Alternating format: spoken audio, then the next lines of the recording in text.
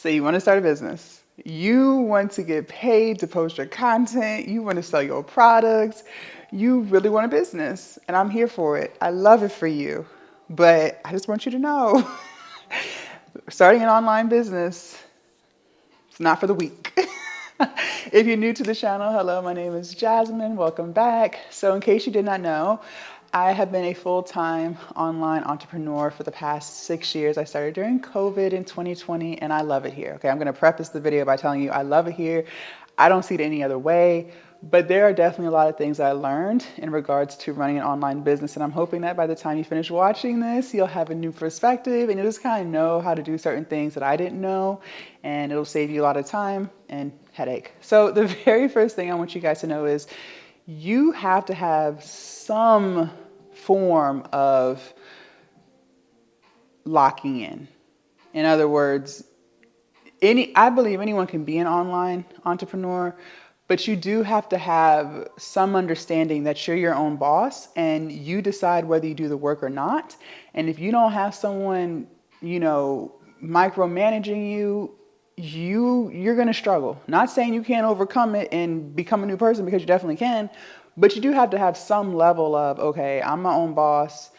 Some level of understanding. I'm my own boss and I have to get XYZ done or I'm not going to make no money. You have to have some concept of that, because there are going to be plenty of days where you don't feel like doing shit. There are going to be plenty of days where life is lifing. You're going to have plenty of days where you're just trying to figure out if this was even the best move for you.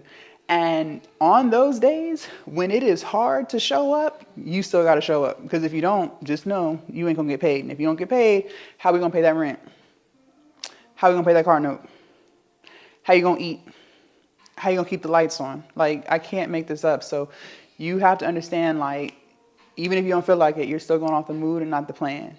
You're still going off the plan and not the mood. And I'm not sitting here saying that there's anything wrong with taking a break, right? But you do have to have some type of drive in you where you fully understand, even though I'm not getting paid, even though the views ain't viewing, even though the sales aren't salesing, I still got to show up because there's no one in my face that's going to be micromanaging me. And if I don't show up, then shit is really going to get bad. Like, you have to understand that. The second thing I learned with having an online business is you cannot compare your journey, your sales to somebody else.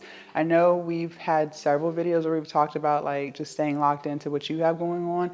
I think a lot of that does stem from being overstimulated from social media, because when I removed all of the doom scrolling from social media, my mindset got more peaceful. I became way more grounded.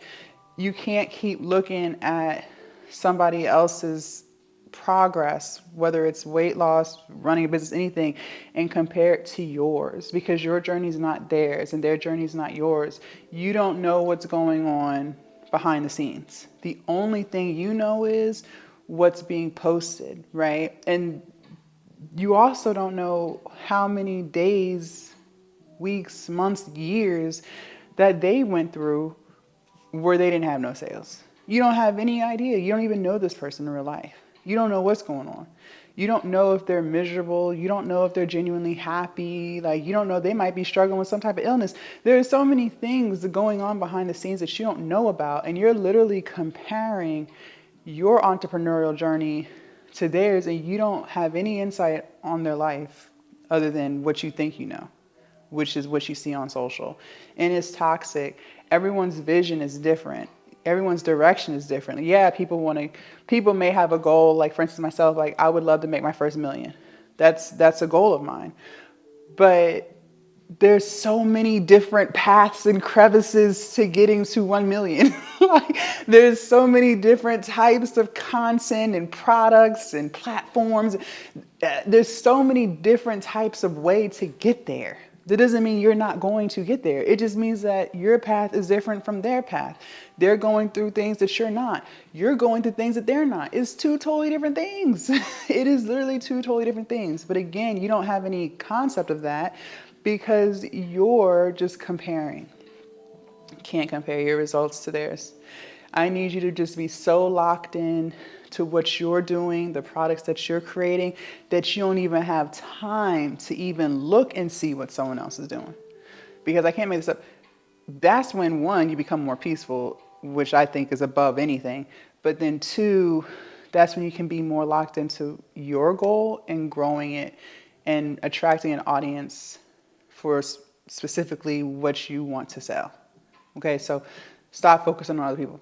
The third thing that I learned in regards to having an online business is you have to go off of your lowest months when it comes to living expenses because, and I made the mistake. That's why I'm making this video, because everything that I'm telling y'all, I have done. Okay, I'm trying to save you some time, trying to save you some headache. When I first started entrepreneurship, I came in when money was flowing. Okay, I came in during COVID, and what happened during COVID? Everybody was spending money. People were taking trips. People were buying cars. People were buying homes. Like the U.S. was just popping. OnlyFans was booming. Like I just came in when the market was hot, right? And so like my first month I'm doing, or my second month I'm doing like crazy numbers. I'm like, oh shit, it's only gonna go up from here, right? So yeah, let's go on this trip. Yeah, let's buy this car. Yeah, let's buy this wig. Like yeah, hell yeah, because we only going up. When the economy leveled out and people stopped spending money, we went down. Okay, we went down, and I was going down quickly, and I had to start figuring out, okay, what am I gonna do?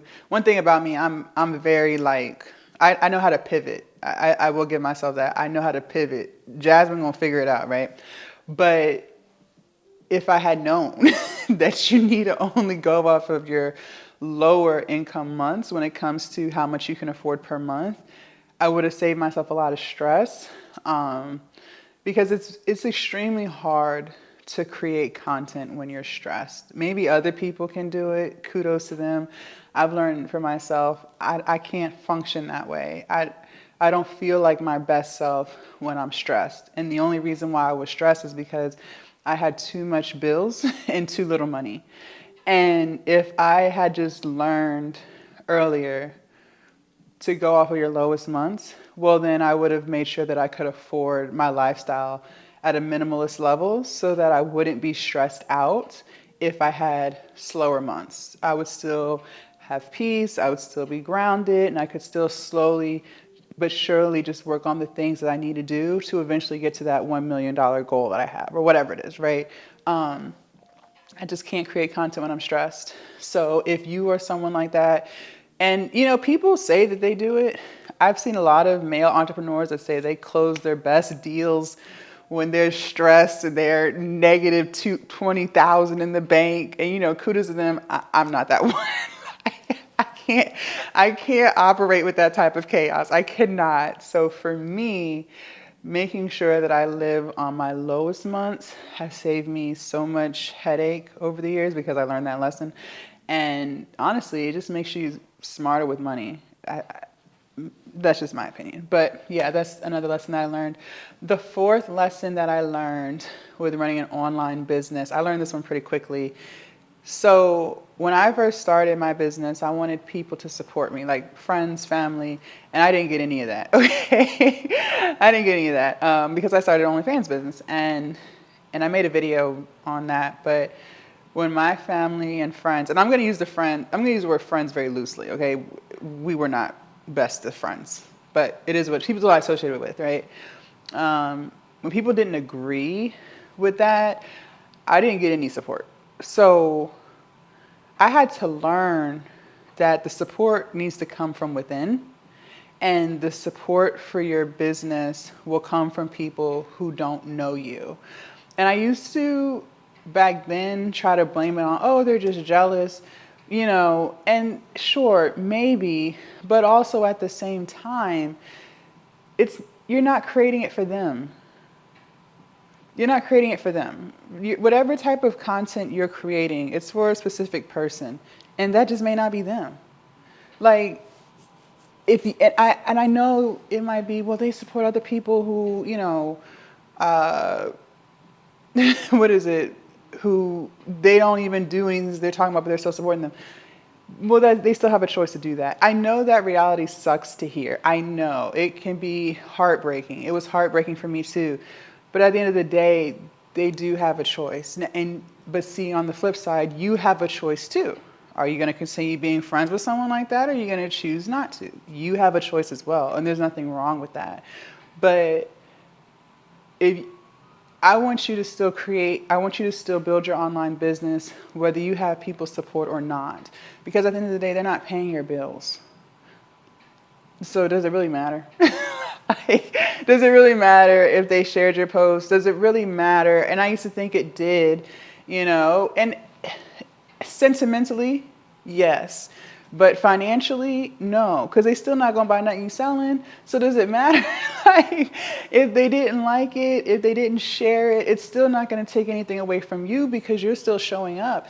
And because you're still showing up, you're being consistent. You're slowly but surely building a community of people who love your content, who are commenting on every video, who are DMing you and telling you how much you have changed their life.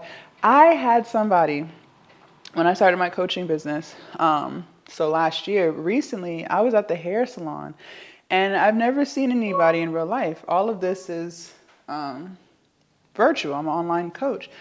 And she recognized me, and she gave me a hug, and she said that I really helped her change. And I'm like, oh my God, like, I really appreciate that. She had actually bought one of my products last year. So that's crazy. And she didn't know where I was. I know where she was. Like, so that's just crazy. But that just goes to show you, like, you are helping so many people, whether your friends want to support it or not, you're still changing lives. You're still, you're still someone that other people take time out of their day to watch, right? That's amazing. And that's going to happen regardless of if Sally shares your post or not. So don't let people's support or lack thereof prevent you from starting your online business. If they don't want to comment, if they don't want to subscribe, yeah, I've had that too. Like, people don't want to subscribe to my channel. And this wasn't even the OnlyFans channel. This was the weight loss and fitness channel. People didn't even want to subscribe to this or subscribe to that. Let them. Just let them. Just let them. Because at the end of the day, the show's going to go on. Okay? Leave a comment down below, like this video. Was there anything that spoke to you? What are you thinking? What did you not know about online business? I can't wait to see what you guys have to say. Make sure you guys subscribe to the channel, and I'll see y'all in my next video. Bye, guys.